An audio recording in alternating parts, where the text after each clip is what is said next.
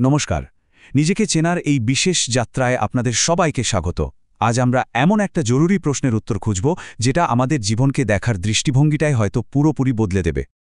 আসলে এই আলোচনাটা রাজযোগ ফাউন্ডেশন কোর্সের একেবারে প্রথম দিনের একটা অংশ। আর আজকের বিষয় হল আমি কে।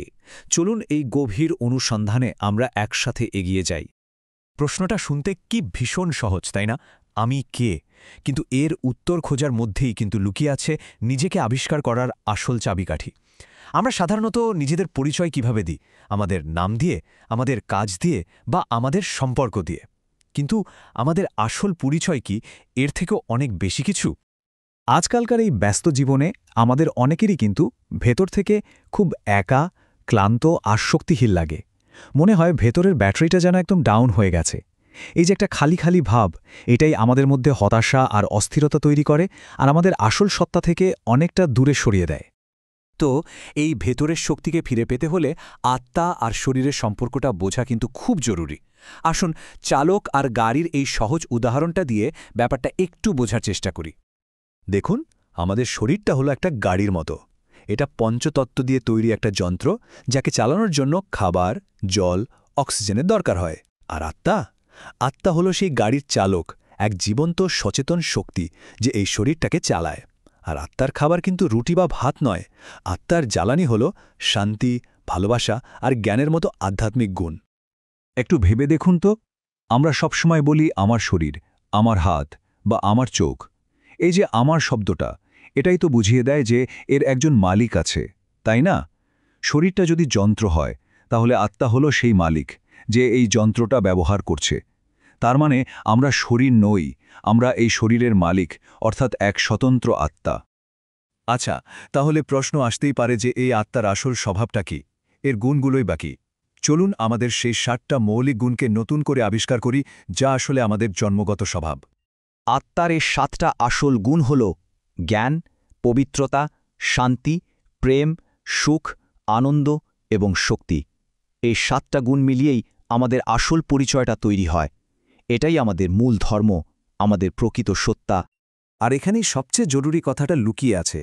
এই গুণগুলো কিন্তু বাইরে থেকে অর্জন করার মতো কোনো জিনিস নয়। এগুলো আমাদের ভেতরেই আছে। এগুলোই আমাদের আসল প্রকৃতি। আমরা শুধু সময়ের সাথে সাথে সেটা ভুলে গেছি।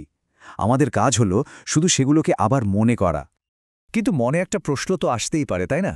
যে শান্তি আর সুখ যদি আমাদের স্বভাবই হয়, তাহলে আমরা এত অশান্তি ভোগ করি কেন?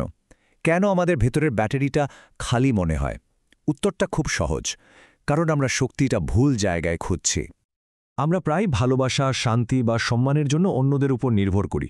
ভাবি যে অন্য কেউ এসে আমাদের জীবনটা আনন্দে ভরিয়ে দেবে। যখন সেই আশাটা পূরণ হয় না, তখন আমরা ঈশ্বরের কাছে চাইতে শুরু করি। আর সেখানেও যখন হতাশ হই, তখন গভীর কষ্টে কেউ কেউ ভুল বা খারাপ পথ বেছে নেয়। এই সব চেষ্টার গোড়াতেই একটা বড় ভুল আছে। ভেবে দেখুন, একটা ডিসচার্জড ব্যাটারি কি অন্য একটা ডিসচার্জড ব্যাটারিকে চার্জ দিতে পারে? পারে না। ঠিক সেভাবেই আমরা যাদের কাছে শান্তি বা ভালোবাসা চাইছি, তারাও তো আসলে নিজেদের জীবনে সেই একই জিনিস খুঁজে বেড়াচ্ছে। বিষয়টা বুঝতে একটা ছোট্ট গল্প বলি। একবার এক দোকানদার এক দুধওয়ালার ওপর ভীষণ রেগে গিয়ে বললেন, তুমি আমাকে ঠকাচ্ছ, এই মাখনটা ১ কেজি নয়, এটা তো মাত্র ৯০০ গ্রাম। দুধওয়ালা খুব শান্তভাবে উত্তর দিলেন, মহাশয়, আমি তো গরিব মানুষ, আমার কাছে বাটখারা কেনার পয়সা নেই। আমি তো প্রতিদিন আপনার দোকান থেকে যে ১ কেজি চিনি কিনি, সেটাকেই পাল্লার একদিকে রেখে মাখন মাপি। তার মানে দোকানদার নিজেই আসলে ওজনে কম দিচ্ছিলেন। এই ছোট্ট গল্পটা কিন্তু প্রকৃতির এক বিরাট সত্য আমাদের মনে করিয়ে দেয়। আমরা যা দিই ঠিক তাই ফেরত পাই। যদি আমরা ভালোবাসা পেতে চাই, তাহলে আগে ভালোবাসা দিতে হবে। যদি শান্তি চাই, তবে আমাদের নিজেদেরকেই আগে শান্তির উৎস হতে হবে। তাহলে উপায়টা কি? কিভাবে নিজের ভেতরের এই ব্যাটারি রিচার্জ করা যায়? এর উত্তরটা কিন্তু আত্মার আসল পরিচয় জানার মধ্যেই লুকিয়ে আছে। চলুন আত্মার সেই সম্পূর্ণ পরিচয়টা এবার জেনে নিই।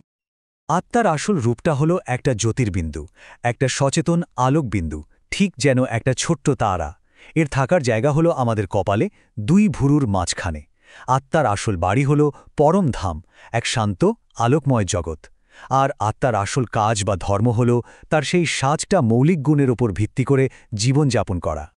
নিজের এই আসল পরিচয়টাকে জানা এবং গভীরভাবে অনুভব করা এটাই হলো আত্মার ব্যাটারি রিচার্জ করার প্রথম আর সবচেয়ে জরুরি পদক্ষেপ।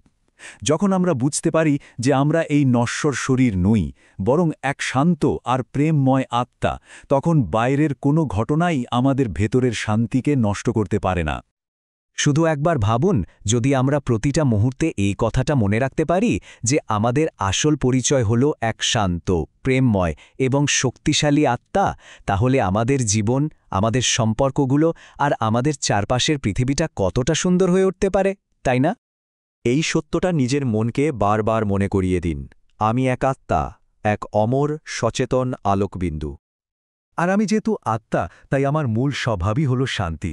আমি শান্তিস্বরূপ। এই গভীর অনুভূতিতে স্থির হওয়ার চেষ্টা করুন। ওম শান্তি।